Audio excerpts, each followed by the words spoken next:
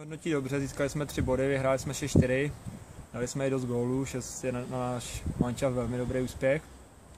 Chtěl bych pochválit první lineu, nebo spíš druhou lineu dneska, Škardyho, Mila, Jardu, který zase dali 4 góly, z toho Škardy dal 3, měl tady mluvit